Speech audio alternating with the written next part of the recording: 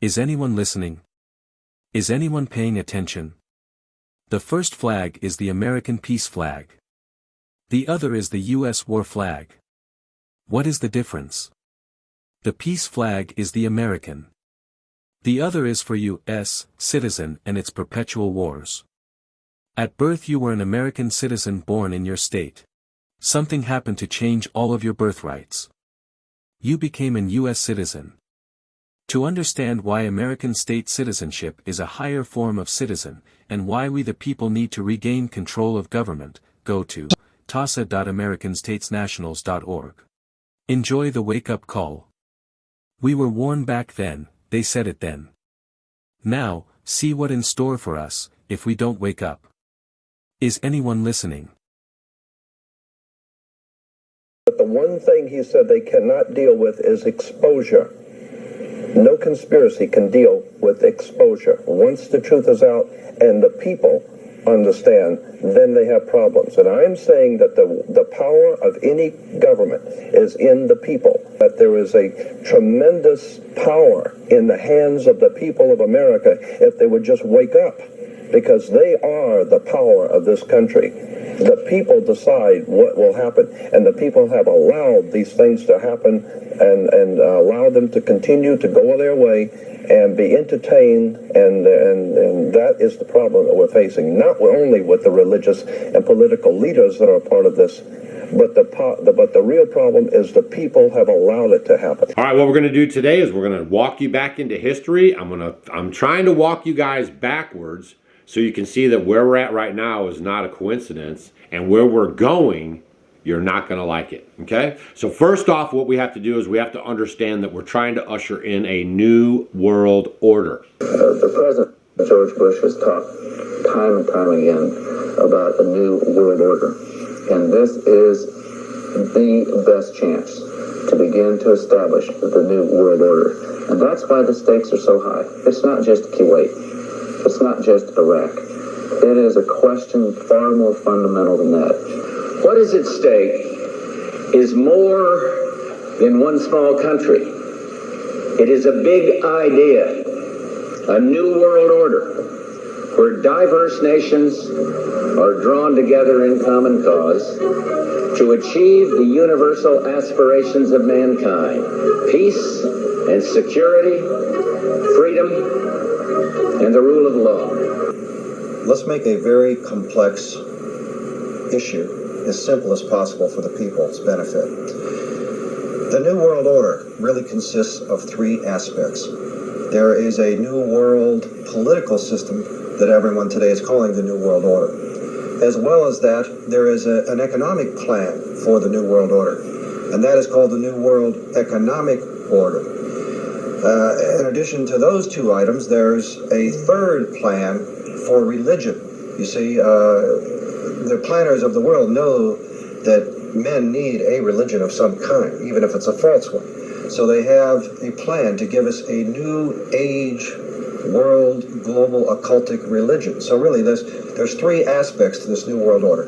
A new world economic order in which a computer chip will be injected into our hands or foreheads as a means to track, control, and identify us, and will also be used to make our purchases and scan it. So they've already put the program in Los Angeles. In fact, a trilateralist named Mayor Bradley, Uncle Tom Bradley, was responsible for putting this in dogs. Right. And your children will be considered like animals. As I was saying, it implies those who hold the light, the enlightened ones, and they sent us a statue. As a matter of fact, those ancient Illuminatis sent us a statue called the Statue of Liberty. It's holding the torch of illumination, which is the Promethean torch of Freemasonry. And if you go to the Statue of Liberty, you'll see a bronze plaque inside saying that this was given to the government of America by the French Grand Orient Temple Masons.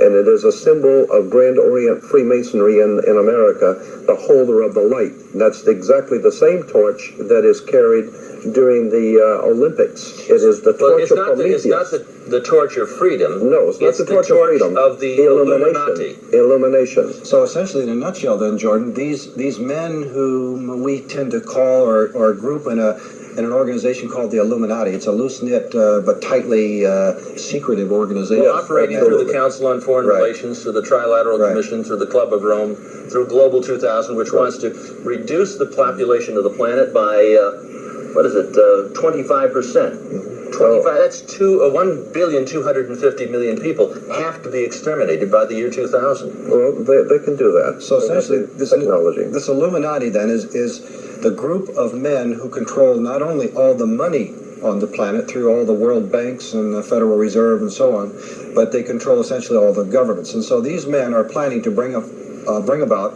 a global form of government that's unique in all history. It's a total enslaving system of world communism and fascism, controlled by a hierarchy in Europe that Anthony calls what? The oligarchy. Well, no, I call it the evilarchy. The evilarchy. The oligarchy of evil. So these men are satanically inspired, and of course we get that term from the Bible, which means the devil. They're satanically inspired to bring about a global form of government to every nation on earth. It's pretty interesting information about the Statue of Liberty. I don't know if you guys have ever looked into that stuff, but he's telling you the truth. All right. Now, what we're going to do is I'm going to break out a document from 1871. The following letter was written in 1871 regarding a conspiracy involving 3 world wars. They were planned in an attempt to take over the world. The Pike letter to Giuseppe Mazzini was on display in the British Museum Library in London until 1977.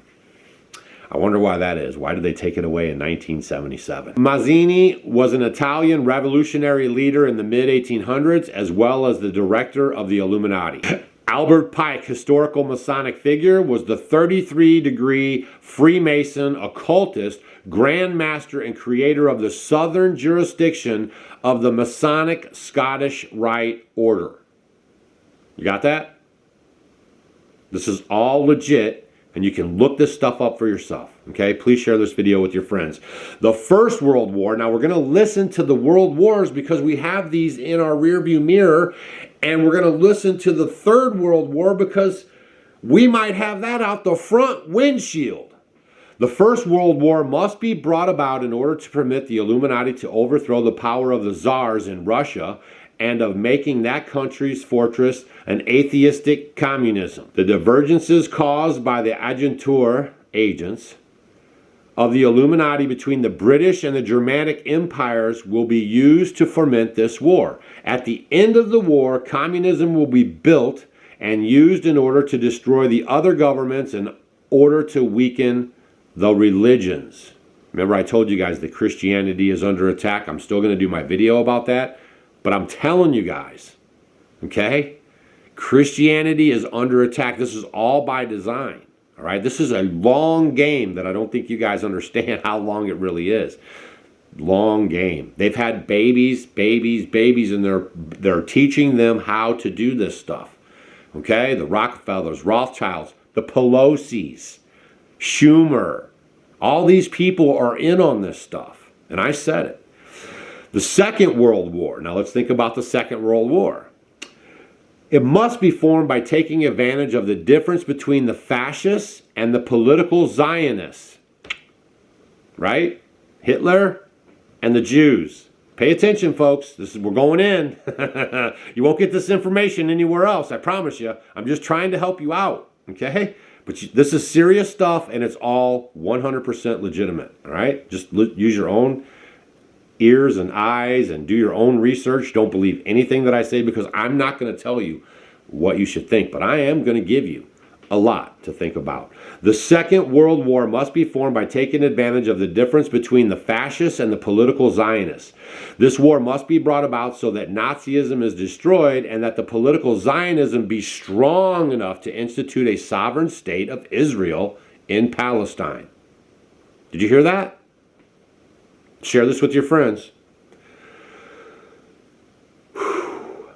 During the Second World War, international communism must become strong enough in order to balance Christendom, which would then restrain and held in check until the time when we will need it for the final social cataclysm. You guys paying attention? Here we go. The Third World War must be fomented by taking advantage of the differences caused by the agentur of the Illuminati between the political Zionists and the leaders of the Islamic world. If you guys think any of this stuff that's over there is happening right now is all just like because of October 7th, you are sadly mistaken, and you've been set up, and I've been trying to warn you guys. I hope this video stays online. Please share with your friends as fast as you can. That's no joke, man. This is some serious stuff, and I don't know how this is going to be taken on the platforms, okay? How they're monitoring this stuff, all right? Listen closely. The war must be conducted in such a way that Islam, the Muslim Arabic world, and political Zionism, the state of Israel, mutually destroy each other. Meanwhile, the other nations, once more divided in this issue, will be constrained to fight to the point of complete physical, moral, and spiritual and economical exhaustion. We will unleash the nihilist and the atheist, and we shall provoke a formidable social catalysm which in all its horror will show clearly to the nations the effect of absolute atheism, origin of savagery, and of the most bloody turmoil. Okay? Then everywhere the citizens obligated to defend themselves against the world minority of revolutionaries will exterminate those destroyers of civilization, and the multitudes disillusioned with Christianity, the dietistic spirit will from that moment be without compass or direction, anxious for an idea but without knowing where to render its adoration, will receive the true light through the universal manifestation of the pure doctrine of Lucifer, brought finally out in the public view.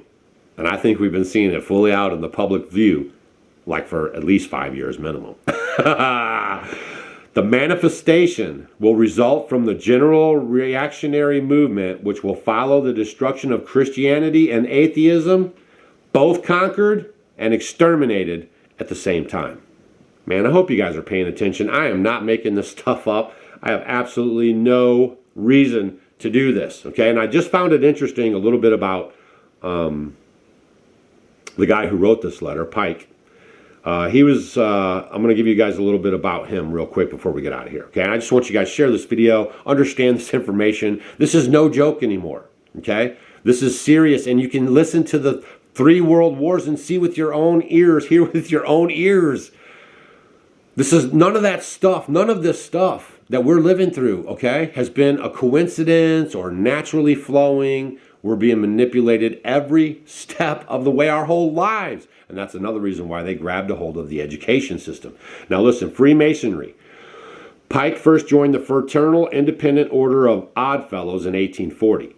He next joined the Masonic Lodge, where he became extremely active in the affairs of organization.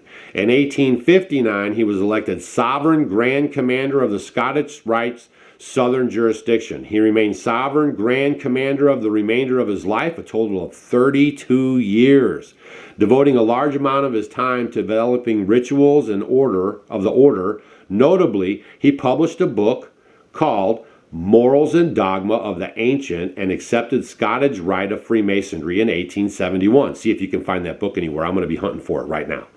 I've been getting a lot of books lately, of which there were several subsequent editions. This helped the order grow during the 19th century. He also researched and wrote the seminal Tristi Indo-Aryan deities and worship of as contained in the Rig Veda. In America, Pike is still considered an eminent and influential Freemason, primarily in the Scottish Rite Southern Jurisdiction. Now check this out. Pike died in Washington, D.C. Very good, right? At the age of 81, he was buried at Oak Hill Cemetery, and burial was against his wishes. He actually wanted to be cremated. They didn't even honor his wishes.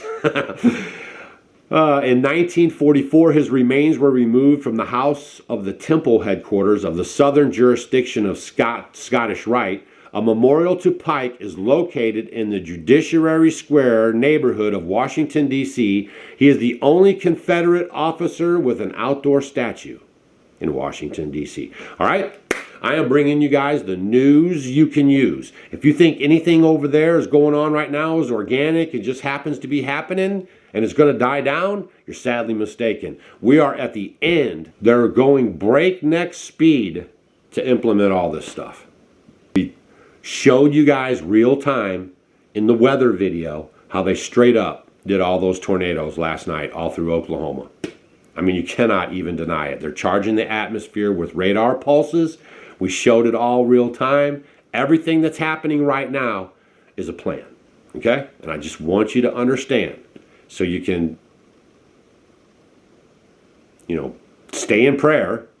The people decide what will happen, and the people have allowed these things to happen and allowed them to continue to go their way and be entertained, and that is the problem that we're facing, not only with the religious and political leaders that are part of this, but the real problem is the people have allowed it to happen.